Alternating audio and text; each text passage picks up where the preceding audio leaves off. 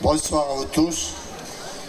Monsieur le député, Madame la conseillère départementale, Monsieur le conseiller départemental, Monsieur le président du comité de l'Ariège de basket, Monsieur le président du Coquelicot Les Atois, Mesdames et Messieurs les dirigeants et bénévoles du Coquelicot, les joueurs d'hier et d'aujourd'hui présents ce soir ici, qui ont porté et portent encore haut les couleurs du Coquelicot et du village dans notre région. Nous avons tout à l'heure inauguré la statue d'un joueur de basket afin d'immortaliser les 90 ans du Coquelicot. Je voudrais féliciter et remercier les 3 personnes qui ont fabriqué et installé cette œuvre magnifique. Il s'agit de Robert Blandinière, Jean Philibert et Julien Bouche. Merci beaucoup à tous les 3 pour ce travail remarquable.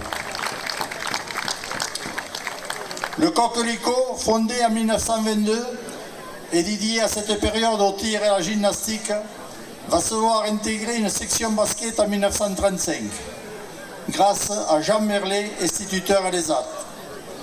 Aussi, l'année 2025 est l'occasion pour ce club de souffler ses 90 bougies. Je ne peux donc pas résister au plaisir d'évoquer quelques moments marquants de cette histoire. En 1958, Jean Siorac, le père de l'ancien maire du village Gilbert, prend la présidence du club.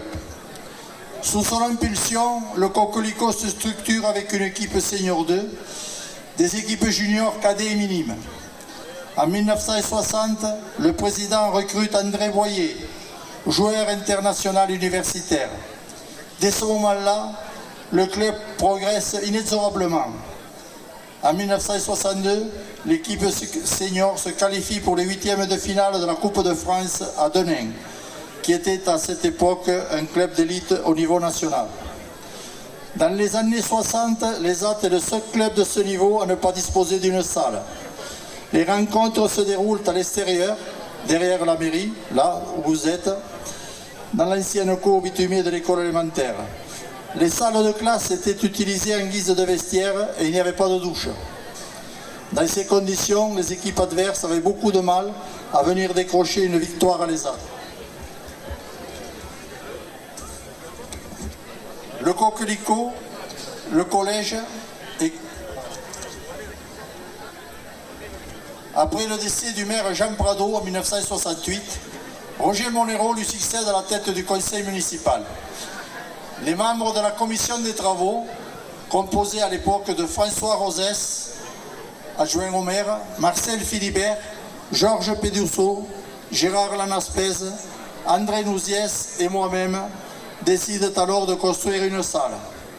Ainsi, le foyer rural voit le jour à la fin de l'année 69. Le Coquelicot y jouera son premier match en janvier 70. Durant plus de 40 ans, le club y a vécu ses plus belles heures, faisant vibrer son public averti et toujours plus nombreux. Lors de la saison 1974 et 1975, Michel Téchenet, accompagné d'Alban Dufaux, crée l'école de basket, dont on célèbre aujourd'hui, en ce jour, la 50e anniversaire. L'année suivante, en 1976, Germaine Morer crée la section féminine, toujours très prospère pour le grand bonheur du club. Au fil des années, le village a pris son essor. Les effectifs ont augmenté et les équipes du Coquelicot se sont multipliées. Avec la création de nouvelles associations et d'activités de plus en plus nombreuses, le planning du foyer rural est arrivé à saturation. Par ailleurs, les dimensions initiales du terrain de jeu ne correspondaient plus aux nouvelles normes édictées par la Fédération française de basketball. Alors, en 2012, un projet de construction d'un nouveau gymnase adapté a vu le jour, porté par le nouveau conseil municipal, avec l'aide de la communauté de communes de la Lèze présidée par René Massad.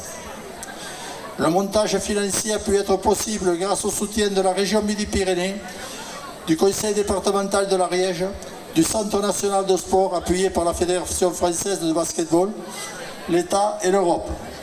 Le montant des subventions s'élevait à 70% de l'investissement total. La commune de l'ESAT a participé sous mandat au financement des 30% restants.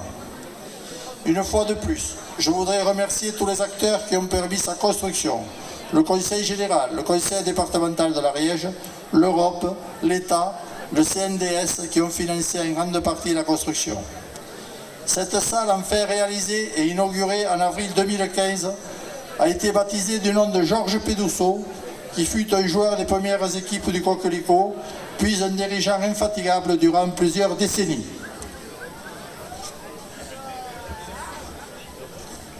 Le Coquelicot, le collège et quelques autres associations lézatoises peuvent bénéficier désormais d'un équipement moderne et adapté aux normes de compétition, toujours en évolution. Ainsi, pour les saisons à venir, la mairie a investi dans un panneau d'affichage des scores et des temps de jeu de dernière génération, votés dans le dernier budget. Ce matériel, conforme aux réglementations 2020 de la Fédération française de basket, s'adapte aux exigences des compétitions de niveau national comme à celles des équipes de niveau départemental. L'histoire du Coquelicot continue donc à s'inscrire. Je profite de ces lignes pour rendre hommage à tous les anciens sportifs et dirigeants de ces clubs. Et mes pensées vont aussi vers tous ceux qui ont quitté au fil de toutes ces années, qui nous ont quittés au fil de toutes ces années. À l'occasion des 90 ans du Cup, l'équipe Fagnon rejoint le niveau pré-national après une très belle saison et grâce à un groupe de valeureux joueurs. Les résultats des autres équipes sont à souligner également, avec la montée des seniors 2 garçons en pré-régional, la belle performance des U18, le vainqueur de la Coupe de la Garonne et les résultats élogieux dans la majorité des équipes du club. Malgré son âge, le Coquelicot se porte très bien et continuera à rayonner encore longtemps dans le monde du basket. Je remercie Hubert Verger, président du Coquelicot, pour son investissement sans faille depuis la saison 2007-2008, soit 18 années à la tête du club.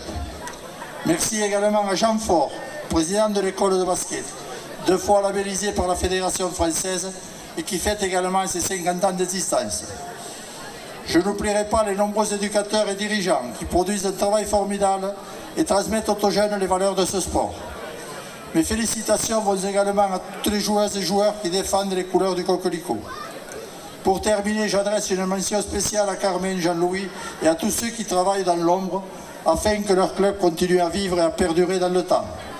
Je souhaite donc à toutes les joueuses et à tous les joueurs, aux officiels de table et arbitres, aux dirigeants, aux anciens fidèles du Coquelicot qui ont répondu présents à cette fête et à tous les supporters un très bel anniversaire pour les 90 ans de ce club, véritable emblème de notre village. Merci.